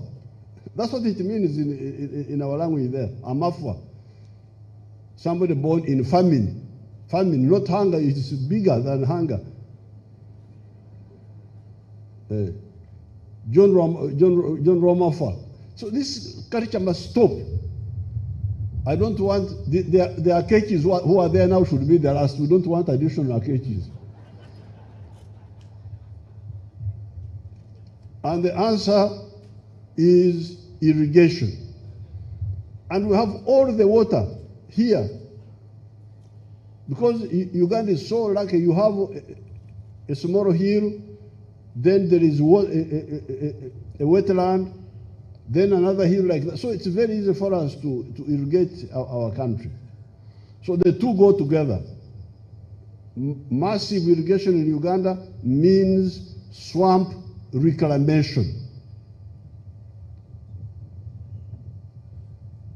Now I'm glad the UN people are here. So if you are looking for work to do, you come and support me, UN. Support my program of swamp reclamation. The minister explained to the youth about this 30% and all that. That one is clear. We have consolidated the money at the parish because these efforts here and there, those waste time and money. I've told you about the address of Lonyo, Wealth of Gaga, and Teach, Emirimu, jobs. Now, this bureaucracy should take little money, and more money should go to wealth creation and job creation in the areas we have mentioned. But I totally agree with the youth. The money they need for advocacy at the district will be provided, because really that's not too much money. Because advocacy is preaching the gospel. It's a necessary input in mindset change.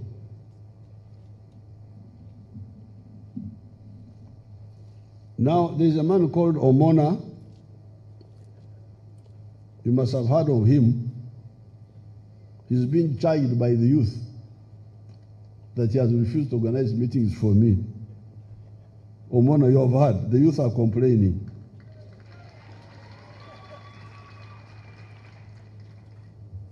Me, I'm always meeting people of all types.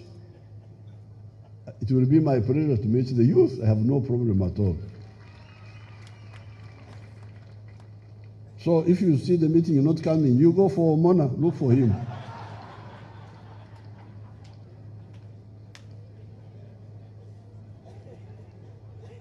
Now the HIFAs, for the youth leaders. I'm very glad the youth leaders are demanding Banya. Banya. These people don't know our language. Huh? Banya. The youth are saying that I have got their Banya of HIFAs. This is a very good. The youth are saying I have got their date. Ibanja. For their HIFAs. I'm very glad. This is a good demand because it means you want to be productive. I will make sure you get these HIFAs. I didn't know that you didn't get them, but you will get them because this is a very good demand. I like it.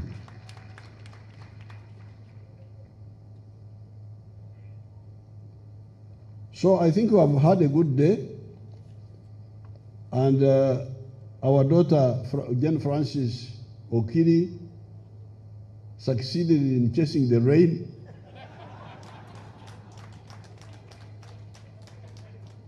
It drizzled a bit, but she cast it, and although it drizzled a bit, so we have had a good day. It is now my pleasure to go and do what? Launch the other one. Your Excellency, it's the launch of the Youth Connect Uganda chapter and the commissioning of the regional ICT infrastructure and e-governance services.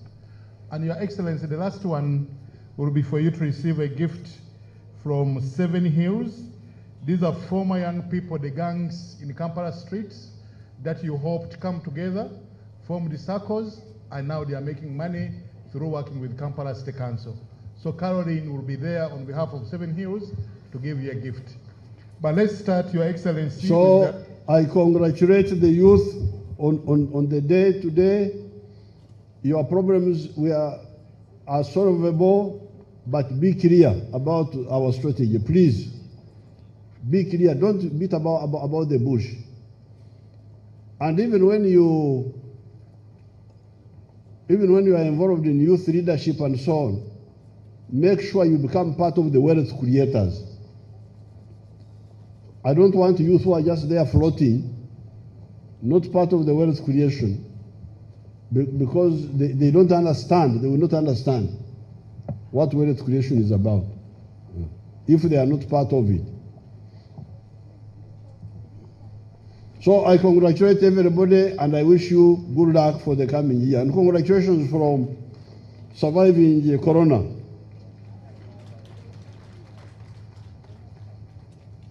Corona.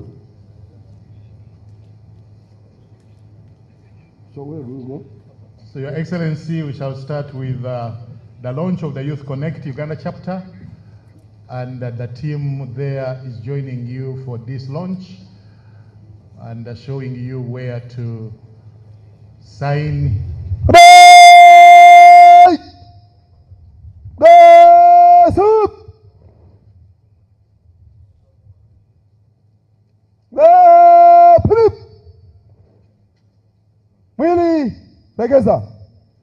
Youth can connect, Your Excellency.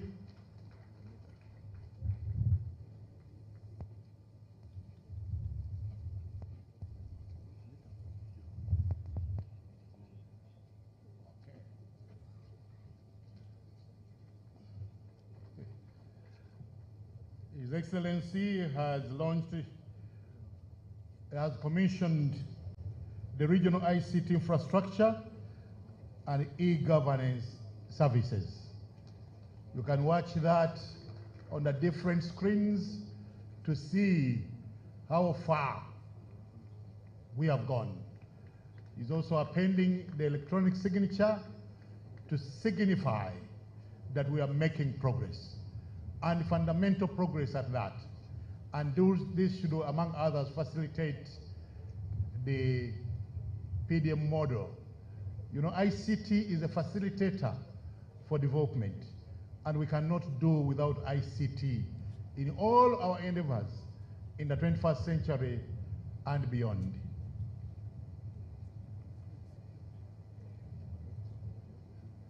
Now next, the President is going to launch the Youth Connect Uganda chapter.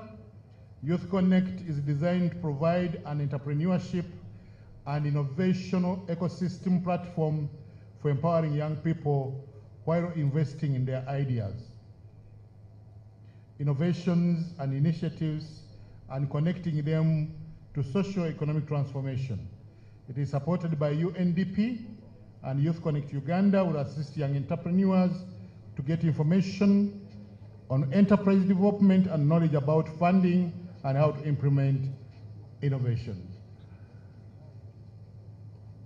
We thank you. Your Excellency, the last one is to receive the gift from Seven Hills. Caroline.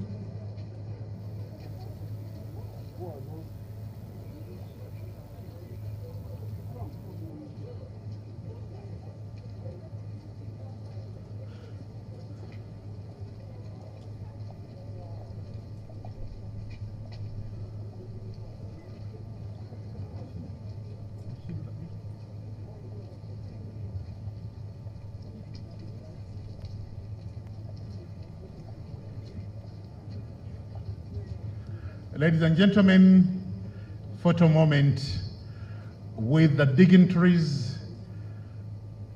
I can see dignitaries from World Bank. I can see dignitaries from the UN fraternity.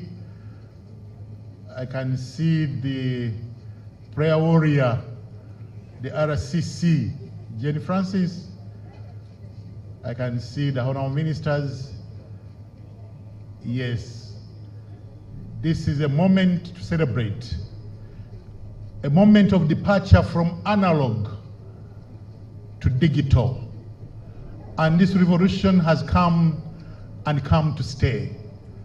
And in memory, we take those pictures to signify that His Excellency, the President of the Republic of Uganda, has been here with us on this important International Youth Day and has had dialogue with the young people.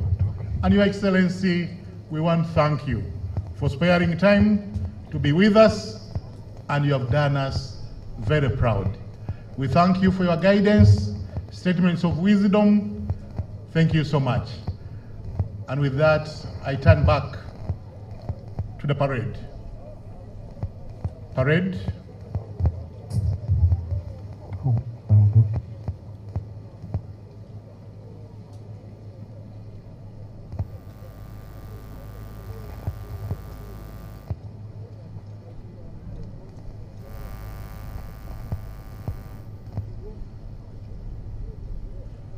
Thank you very much, Your Excellency, the President.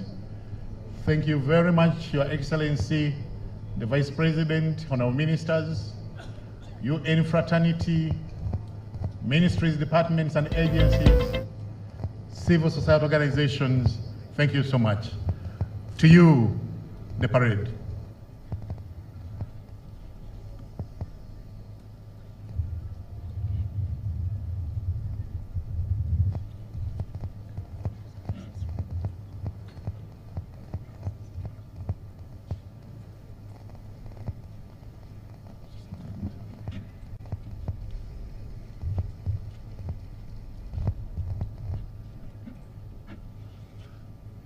Public be informed that there is cancer screening by the Cancer Institute going on free of charge, courtesy of His Excellency, the President of the Republic of Uganda. So please take advantage to do the screening. Thank you.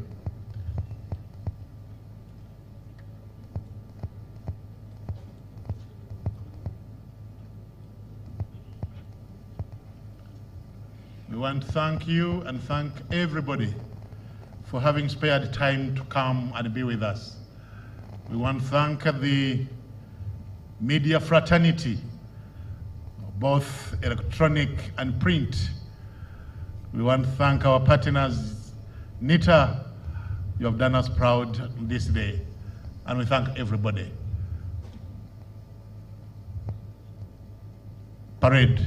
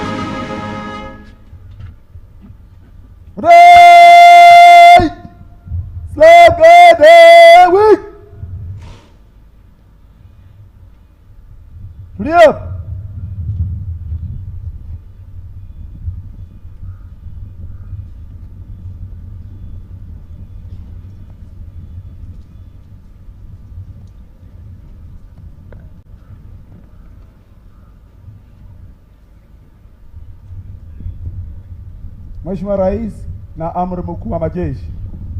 Huu ndio mwisho wa gwaride. Naomba kutoa gwaride uwanjani, Mheshimiwa Rais.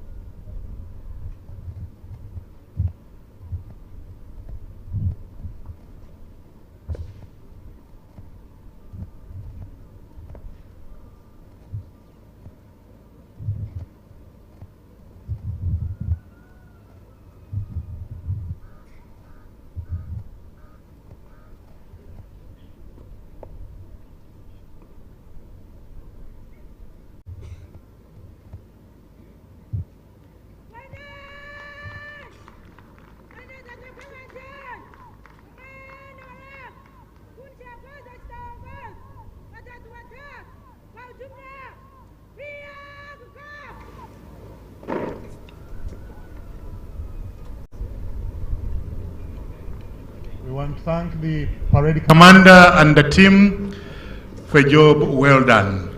Thank you, SP Ewuku Joventine, only 29.99 years old. This was indeed a parade for the young people, the youngest being 18.9, but all of them in the service forces. Uganda Police Force, Uganda Prison Service. We want to thank you and thank you mightily. And if you don't mind, you would clap for them for a job well done.